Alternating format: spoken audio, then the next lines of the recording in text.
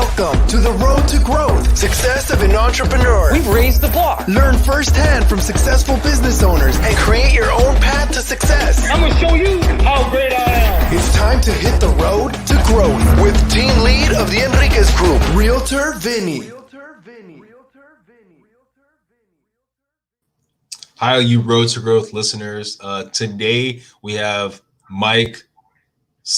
Okay, you know, I'm not going to even try. I'm going to butcher it. I say last name, Mike. Smerklo. Okay, that's not too bad. I was like, man, if I say this wrong, some people take offense to it. Other people, you know, I want to start on a good tone right here for this podcast. No, I've had problems my whole life, and it's just too many consonants, not enough vowels in the last name. So, in fact, most of my fraternity brothers, but way back in college, just call me Smirk. I don't even know if they know my first name. So it's a lifelong thing. No worries at all.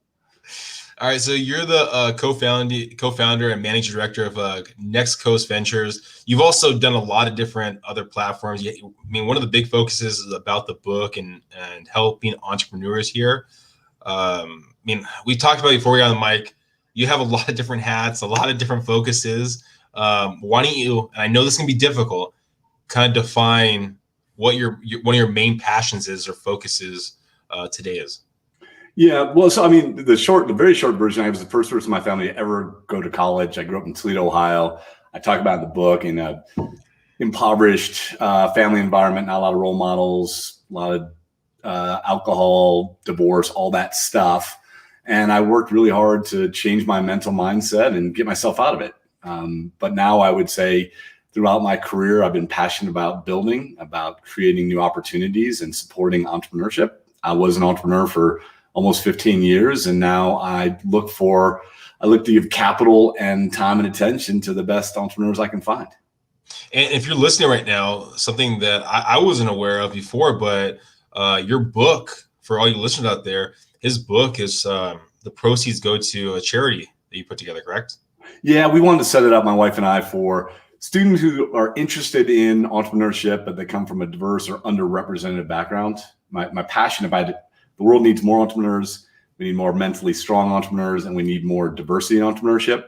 And so every dollar proceed to the book go to support a scholarship that we set up around those initiatives. And I have it in the show notes. So if you're watching us live, you can see in the show notes, or if you're listening to the podcast, you'll see in the show notes later on. What's the name of the book again, Mike? It's Mr. Monkey and Me, a real survival guide for entrepreneurs. Now, going back, I know you talked about it briefly about your childhood. Kind of the struggles you've kind of had to work through and fight through. I mean, we usually learn from mentors and see someone else has kind of gone through that path. Was that there's someone in your life at a young age that kind of showed you the roadmap to become an entrepreneur? I think most of my role models at a young age showed me what I didn't want to be. Okay. You know, I'm fortunate. I had raised by a single mom who was great. She passed away a long time ago, but it was mostly what I didn't want to be. And early on, I used a lot of self-help. I used a lot of things to try and change my mindset. And then I've been blessed throughout my career to have amazing mentors, throughout my career. But early on, kind of pre-college, it was basically, how do I get out of Toledo, Ohio and not replicate all of what I'm seeing around it? And a lot of that was mental. And that's what I write about in the book. So people go, I mean, this is an idea that it took me a little while to understand, but people go away from fear more so than going towards pleasure. And it sounds like you're going away from the fear of being the people that were around you at that time.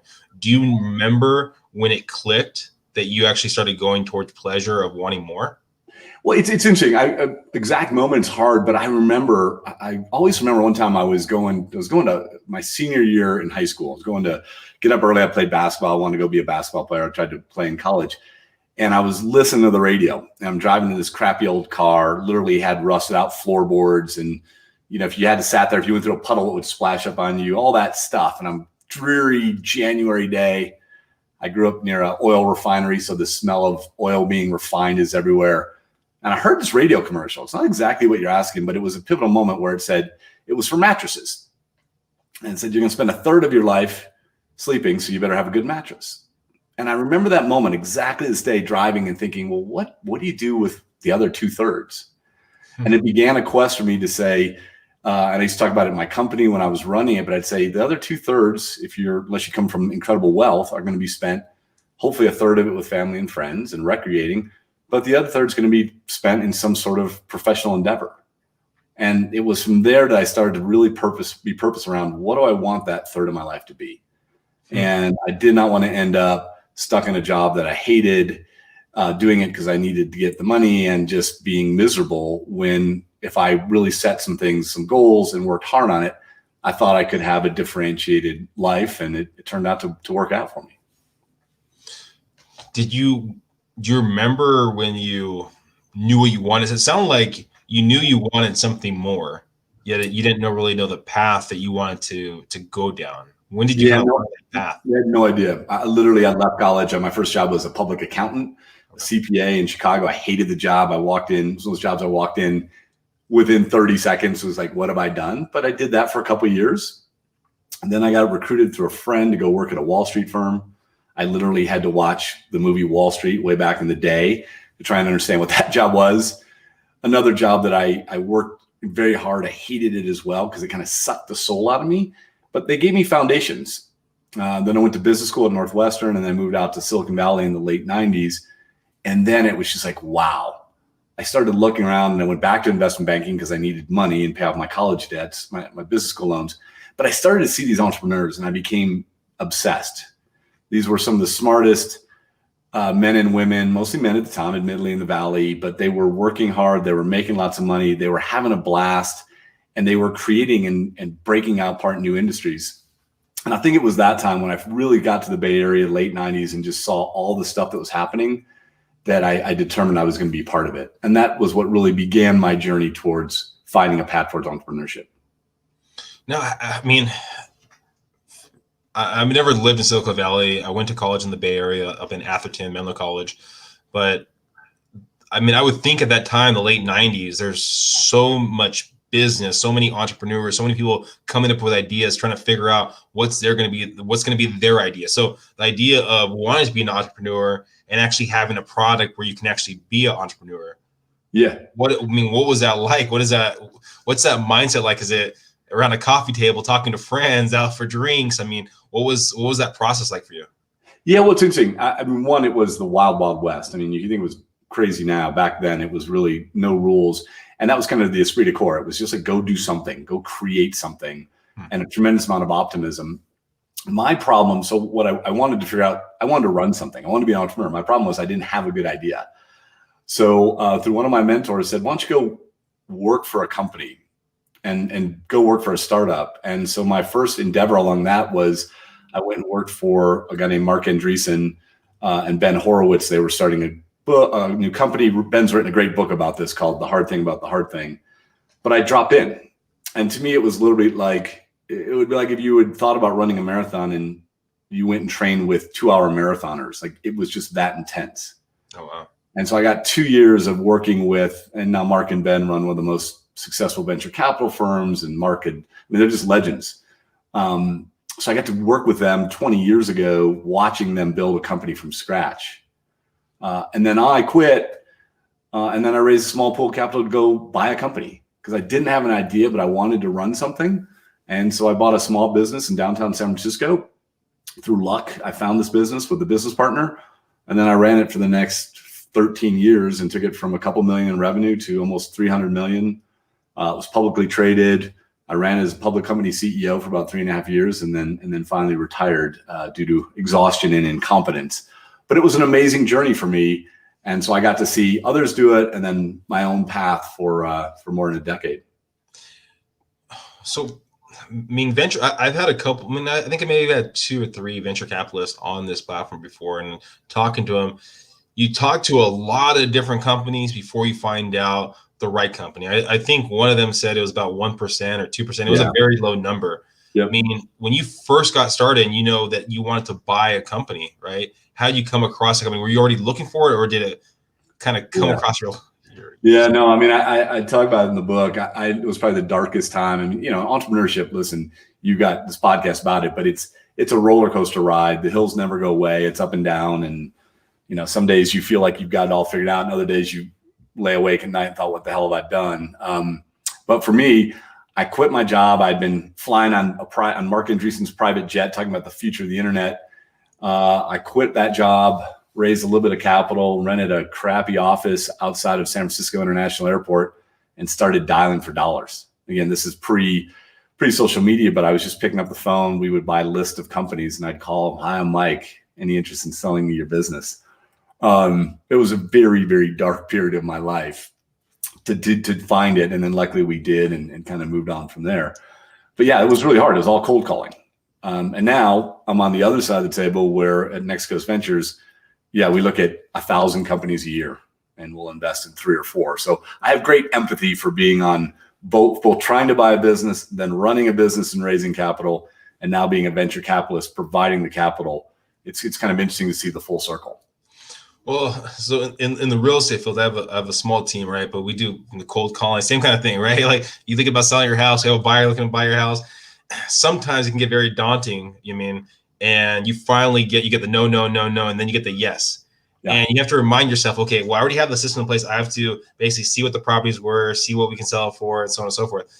When you first started doing the cold calling, right, and you finally get someone to say, yes, I'm willing to sell my business, were you overly excited, or did you have to go back to, okay, I have to first check the numbers to make sure this is actually a good company to purchase? Yeah.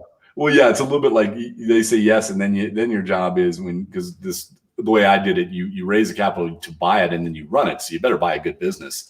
So yeah, you definitely have the excitement, and then you got to do all the diligence. I'm sure like real estate too. It's like, yes, they want to sell it, but now do I want to buy it? And that was a really interesting part of it. And then you get all the emotional aspects around it, which is always the hardest thing to manage in deals. It's not the financials, it's the emotions. Was there any moment once you purchased that property that you either said, maybe I didn't get the right company, or yes, you knew it from the start, this is the right company, this is the one I'm going to build up? Or how was that process like? Yeah, I mean, we got very lucky in that we ended up buying a very good business. Now, in any situation, there was always that moment where, I remember a couple months in, we lost a big customer. Like, shoot, how did we not cover that in diligence? But luckily, it was a really good business with an amazing group of employees and with customers who really wanted to buy the service. And so it was a super foundation. And then we worked, myself and the team that I recruited, we worked very hard. It was a lot of tireless, a lot of work, sleepless nights, all that good stuff. But the foundation of the business was a very good one. And that made up for a lot of mistakes. So you build this company up, you're learning it. So this is in the early 2000s? Yeah, I bought it in 2003 and then ran it until 2014. 2014. Okay. So you're in with the financial crisis that all happened back then. Yeah. You weather the storm out, you're raising it up. And then when did you know that it was the right time? I know you said that, a little tiresome, maybe. When did you know it was the right time to walk away from that company? Yeah, I read about it in the book. I got fired is the short answer by my board. So I like to say when my monkey voice is the whole negative voice in my head, I'll say, I stepped down. I got removed by my board as CEO. It was long overdue. And I'm still very close to my board. So it wasn't the people were on my board. So it wasn't a contentious situation, but candidly, I've been running it for a long time. My wife, we just had our 4th child. The business has grown to almost 3,000 employees. So I had gone to my board about a year earlier and said, "Hey, I'm tired. I'm not bringing the same level of energy and passion that I did to start." But through a whole things I won't bore you with, we kept going. We got approached to be bought. That fell through. And my lead dependent said, "Hey, it's time for you to go." And I think my exact words were, "You're absolutely right."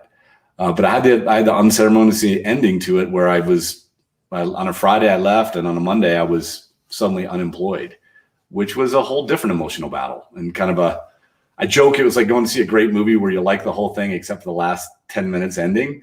It was kind of like that. The journey was phenomenal. I would have liked to have a different ending, but oh well, it still worked out okay. It sounds a lot like a breakup. Did you feel like that you had a lot of Haagen-Dazs and a lot of sad movies after that? I think bourbon was probably my Haagen-Dazs. I only go into the ice cream. I have a little more brown water perhaps. But yeah, I mean, it was a really tough, it's one of those things that happen in life where it's the right answer, like a breakup, right? Like if you're in a bad relationship, it's the right thing. I'd actually been trying to get out of the job for quite some time. but it still doesn't take away the sting when it actually happened. And so when it happened, yeah, it was hard and I was sad and it felt like, and the entity kept going. And so there's all this weird stuff that happened. But at the end of the day, I stayed on as chairman. I helped the new CEO, recruit a new CEO. So I still was involved with it, but it was just a weird, I think part of the entrepreneurial journey I talk about in the book is we all have our beginnings. We think what that's going to be like, the middle, but they're all going to come to an end. Even Jeff Bezos, right? 25 years in Amazon, finally starts to no longer be a CEO. The ending part is just, we all have our dreams. And my dream, it was going to get sold and I'd ride off to a parade, and it ended up being a short phone call telling me not to come to work on Monday. A little different than I expected, but oh well. Okay, so you're drinking the bourbon, you're overcoming this parting of ways. When did you know that you're going to start Next Coast Ventures? Well, I knew I was it was still relatively young age. I had a ton of energy. I thought long and hard about what would be best for me. I was fortunate that a longtime associate he had been in venture capital, a gentleman named Tom Ball, my co-founder, and he was trying to figure out his next gig. My wife and I decided to move our family to Austin, where the firm was headquartered. So a lot of things came together, and he and I just started talking about whether or not we wanted to work together and what type of firm that we wanted to build. So that was very fortunate in the world of serendipity that came together. But once I started meeting with entrepreneurs, I really had to challenge myself to say, do I want to go back and run something? Or is my calling and my purpose and my energy focused around helping other entrepreneurs? And it was once I went through that kind of pros and cons, I decided I didn't have the energy. I didn't want to go run something again. I really wanted to move into an advisor and investor role. And then that was the kind of white light or green light that said, go start Next Coast Ventures with my co-founder. From the start, were you already getting people reaching out to you, entrepreneurs reaching out to you, or how does that process like? Are you advertising your company saying, hey, we have some money, or looking for some good people? How does that process work when you're building out a venture capitalist company? Yeah, it's just like any other startup. First, you got to go get the money, right? You kind of define the strategy, what type of entrepreneurs, what type of businesses we want to invest in. It took us about a year to raise our first fund, which is about what it usually takes. We set out to raise a $50 million fund. It ended up being 90 million. So it was oversubscribed, which is great. And then, we actually, luckily, everyone around the firm, our tagline is built for entrepreneurs by entrepreneurs. So everyone who works at Next Coast Ventures has been an operator, has had to hire and fire, has had to make payroll, has done all those things. And so we brought that bent to building out the firm. And one of the first people we hired was a marketing person to start telling our story, to let entrepreneurs we were out there. Everyone, you think, like my kids think I'm on Shark Tank. They think I just sit back and someone walks in and you go thumbs up, thumbs down and make or break. It's so far from that. You're actually really trying to go and sell to the entrepreneurs and convince them that you can be helpful, because there's a lot of money out there. So it's really about trying to get your name out there, tell them why you think you'd be helpful, and then building out a reputation of really adding some value. So let's say someone's listening right now, they have a company, they're looking for a venture capitalist to be part of. What's roughly the time frame that it takes from first conversation to possibly having something in writing saying, hey, this is the structure that we're looking at? Yeah, it's probably going to take, it all depends. There's so many variables right now. It's a very bull market, hot market. It's a great time for entrepreneurs to be raising capital because there's so much out there. But I would say on average, from getting your pitch deck and starting to make contact through actually funding is probably about a 6 months process. Okay. With standard deviations on both sides. It might take a couple of months, it might take a year, but all in, by the time you get the legal documents done and to get the money in the bank, probably 6 months. And then how long has Next Coast Ventures been around for now? We started in 2015, so 6 years. We're going on our 6 years of operation. 6 years. And then when did you start your book? I wrote the book. It's my joke is a little bit like entrepreneurship. If I'd known how hard it was going to be, I probably wouldn't have done it. But I wrote for a long time under MikeSmerklo.com, my website. I would write blogs about entrepreneurship and about learnings as a CEO. It's kind of when I left my company, ServiceSource, I spent a year figuring out what I was going to do next. I enjoyed writing. But I would say the real hard work of the book started about 2 years ago. And then we published it last fall, right after the presidential election. The book went out on Amazon. So you were blogging before as a CEO. was that just for your own benefit? I mean, helping out other entrepreneurs. I mean, what's because that takes time out of your day to put those blogs out there, put the words out there. For me, so I like to write. It's always been a creative outlet for me. I think it was, I'd love to tell you it was all altruistic and 100% for the entrepreneurs, but I got a lot out of it, and I enjoyed just the mental release and the creativity aspect of it. So I just started doing it. I started writing about, the initial blog was called The Other Shit. I said a lot, but the other stuff. And it was all about I've long thought there was two forms of content for entrepreneurs. There's the one of, hey, here's how to write a business plan, and it's very helpful and tactical. And then the other half is the 10 things that Mark Zuckerberg does before 6 a.m., right? Like say entrepreneur porn. It just like, it doesn't really help you. And what does Jeff Bezos eat for breakfast? Who cares? He's the richest man in the world. It's not going to help you as an entrepreneur. And so what I saw was this gap where no one was really talking about the mental toughness, the mental side. What does it take to get going on it and then stay on the course? And it just turned out that that's the content I like to write about. And that was the origin for the book. Did you ever find there's struggles of being careful of what you're saying, because you're still the CEO of this company? So the words you're saying, the words you're using could affect that company, but also being honest and truthful to your readers. Yeah, well, I would say like I did some of the writing when I was a CEO, but I really picked it up afterwards. So I was freed from that. And one of the things that absolutely stinks about the hardest thing about being a leader or CEO, but certainly being a public company CEO, is you're so stifled. I mean, I always had to check and make sure I was saying it. So I started really writing in more in earnest afterwards. And in some regards, that was, it was like being freed from prison. I could say what I want. I could use cuss words. I didn't have to worry about what my general counsel would say. So in some regards, it was just a great relief to be able to do that. And that's, if you read the book, it is not your average business book that's boring. There's going to be some explicatives throughout, and hopefully some funny or at least cringeworthy stories from my experience.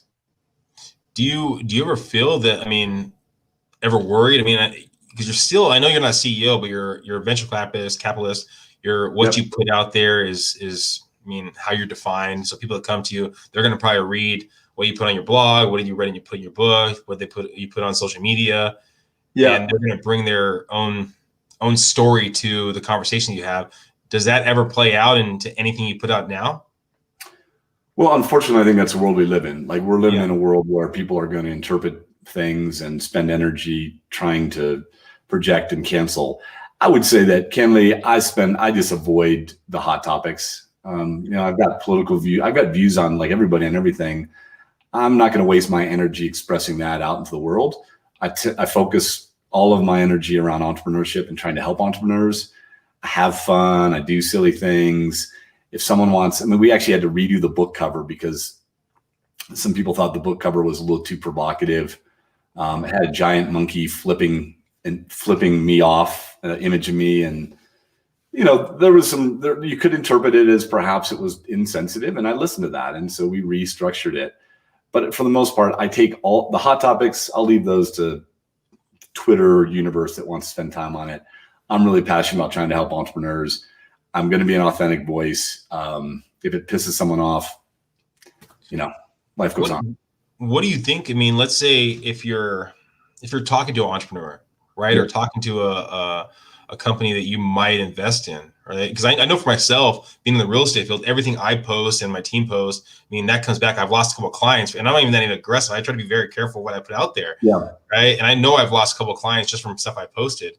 And so do you ever does that ever come up with being that we're in such a social media world, a quote unquote cancel culture, where you have to look at the social media stuff instead of just basically the black and white stuff that they provide when you're looking at investing in a company? Yeah, unfortunately, again, if you go through my boring Twitter feed or Facebook or Instagram, it's all going to be about entrepreneurship and my family. And I don't even post too much about my family. So I tend not to. I really believe this. If you want to be an entrepreneur, there's so many attributes you're required. Probably one of them is going to be thin skin that's like this thick. Yeah. If you've got thin skin and you're hypersensitive and you don't like this, like, Kenley, you're not going to make it as an entrepreneur. It's the toughest job in the world. I think it's the greatest job in the world, but it's tough. And so a little bit of it's like, if you're going to be well, listen, if we're not doing, if my firm or myself are doing something inappropriate, then yeah, flag us and make us, put us in the penalty box. But if you're going to start looking for things and going too far down paths, I would argue you're probably not going to be a great entrepreneur, and maybe you wouldn't be a good fit. But we don't really talk about political stuff. We talk about entrepreneurship and how we can help. Okay. So that, I mean, do you see any, and I know you've been in the venture capitalist fields, I mean, previously, where you at least were part of it when you first were, I guess, up in the Bay, I mean, Silicon Valley, compared to now, has there been changes in the way that people look at how they define a company, how they define as a good company, a bad company, things like that? What kind of... Yeah, I think a couple of things have happened to the startup community. Is one, capital has flown in at a massive level. And so probably the biggest change in my personal and my professional career is the amount of capital that's going to startups right now from very early days, and the valuations are being paid. And this is good for entrepreneurs. It really is. Has changed at a disproportionate to anything else. So when I was raising capital, 20 years ago, like a dinosaur, but a $10 million round to start a company was a really big deal. When I was at LoudCloud with Mark and Ben, there were two highly sought after entrepreneurs. I think their first capital round was maybe $20 million, and it was like headline worthy. Now companies are raising hundreds of millions of dollars. They're being valued at billions of dollars almost from day one or early days. So that's really changed. I think by far the biggest thought as an entrepreneur you have to consider is not just do you have a good idea, but what is the capital intensity of the companies you're going to competing with? I think that's been the biggest change by far. Well, what do you attest that change to? Is it technology? What do you... Yeah, I mean, the good news about my job and why I love it is I think we're still super early in every industry getting disrupted. I mean, you're in the real estate space, like think about the technology that's coming into your space. There's not a market out there or business that isn't either faced with a threat or an opportunity around technology. So I feel like we are so early on. So that's why I love my job. And I think Next Coast is well positioned to back great entrepreneurs. I think that's changed. And then secondarily, just we've had a record stock market run. We've had great returns coming out of venture capital. And so the fund size are getting bigger. Everything's just getting bigger. And that's been more of a flow down from the public markets than anything else. So those two factors coming together have made venture capital a really interesting place to invest. But it's also just taken the stakes and the dollars at work up by a pretty significant portion. Is there something that you've had to do to stay with the game, I guess, and actually adapt to these higher investments? Is it understanding the entrepreneur? I mean, more is it? I mean, what do you have to do to make sure that you're staying with the changes? Yeah, well, I mean, I think it's always hard. It's like any other investment. You got to be disciplined, and you got to think about. You can't get caught up in the moment too much. I think what we do is we just emphasize that we've actually done the job before. And that's not the key differentiation. But when we're talking to our entrepreneurs, we've all built businesses. We've made massive. I mean, if you read my book, it's talking more about the many things I did wrong versus the things I did right. My career, a book about my success would be about 3 pages. So the book is really getting into the mental aspect and very specific tips about how to do the job. So I think when we're talking to entrepreneurs, that's what we're emphasizing. And we're really helping about how can we be a long-term partner? How can you think about this, not just what's going on now, but how it may change and how we're going to be there as a partner through ups and downs? Because, these things are cyclical. They end. Yeah. You've talked about the things you've done wrong, so the things you've done right. But, I mean, looking at those things that you've done wrong, I mean, is there a common theme? Is there something that you've learned over time that has helped you grow and could help other entrepreneurs grow? Yeah, well, I mean, but the thing I've done wrong, we're on live. This is my monkey voice, right? I mean, the whole book's about a caricature, and this is what I call Mr. Monkey Me.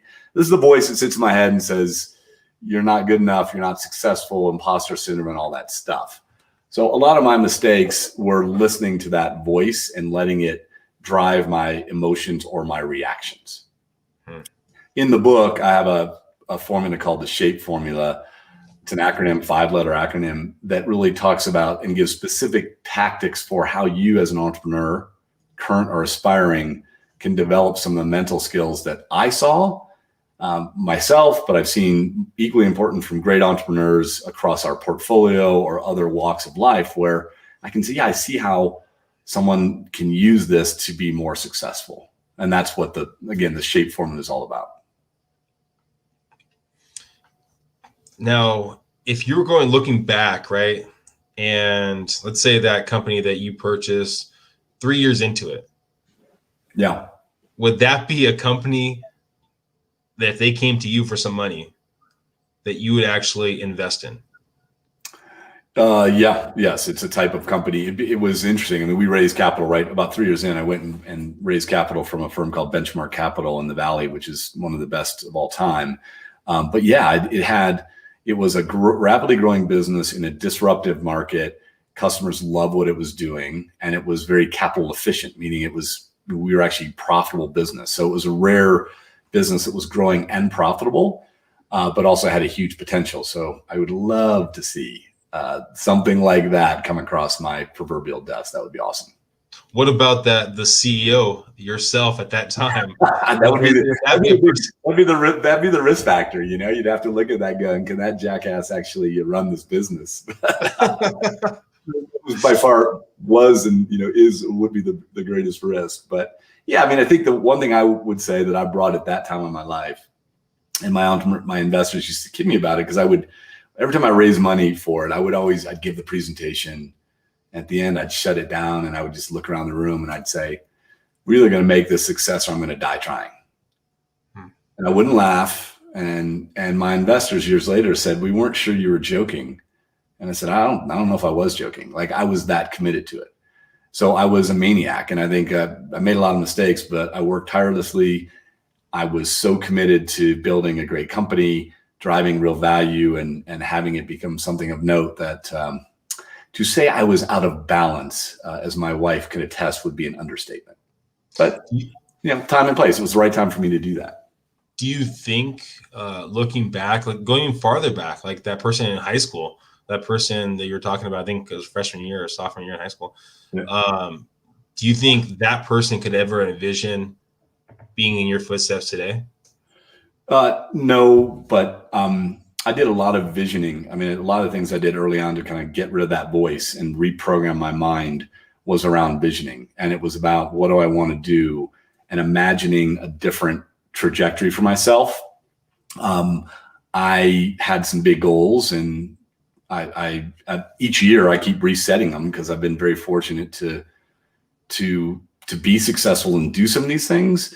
But I think another trap of entrepreneurship is getting complacent. And so I don't think my 18-year-old self would never believe where I am today, but I also feel like I want to keep setting the bar and raising the bar for myself, and seeing how much, now it's about how much I can give back. And like this book, how can I set up a charity to help other people who are interested in entrepreneurship? That's cool stuff that I never would have imagined being able to do. Well, any last words, Mike, that you want to throw out there to our listeners, people maybe that are struggling or looking to start their entrepreneurship journey? I mean, any last words that you provide? Yeah, I mean, the thing I'd say is, listen, I said it earlier, but the world needs you. I mean, if you're thinking about it, we need entrepreneurship. It creates jobs, it creates opportunities, it creates innovation. So please give it a thought. I hope the book, it's available. My website's Mike Smerklo. The book, Mr. Monkey Me, is available on Amazon. All the proceeds, as we said earlier, go to charity. But I'd love it if people gave it a shot to read. And if you have any feedback, share it with me either at mikesmerklo.com or other ways. But no, I really appreciate having me on, and I love the conversation. Thank you, Mike, for being here. And yeah, I mean, if you're thinking about getting into the business, if you're working through a struggle right now, if you're trying to fight through something right now, I mean, take a look at the show notes. Take a look at the book, and I look forward to reading it and reading more about. At Keller Williams, we talk about this whole, and that's the brokerage I'm under, a drunk monkey. So kind of a similar kind of mindset that you're providing right there. And I love that idea, because there's so much in the back of our head, our subconscious, where it's telling us we can't do that, or we're not going to do this, we're not going to do that, or why is someone listening to us? And it's like, you have to just shut it up, just be quiet, and yeah, that's right. And the book talks about specific ways, but that can be the difference between, if you listen to that voice, man, life can be, you can live an average life, but why do you want to live an average life? So How old are your kids? I've got a 13-year-old, two 12-year-olds, and an 8-year-old. Have they watched that new Disney movie, Luca? I don't think so. Why? There's a thing in it, and he says it often. Or one of the guys, it's cartoon, tells the other one. He goes, "We hear that voice right there. Tell them Silencio Bruno." And so it's basically kind of like that monkey, the drunk monkey, or the monkey kind of thing. But Silencio Bruno, just tell them to shut up, and you go for it. I love it. I'll have to check it out. Yeah. That maybe when this weekend. That's a great suggestion. Thank you. You're welcome. Well, thank you guys for listening. Follow Mike for all the information. Read the book. Follow his journey. I'm going to find your blog and read some of your stories too. I can't wait to hear all these juicy stories out there. But thank you guys for listening. Please subscribe. Please share. And on to the next one. Bye, everyone.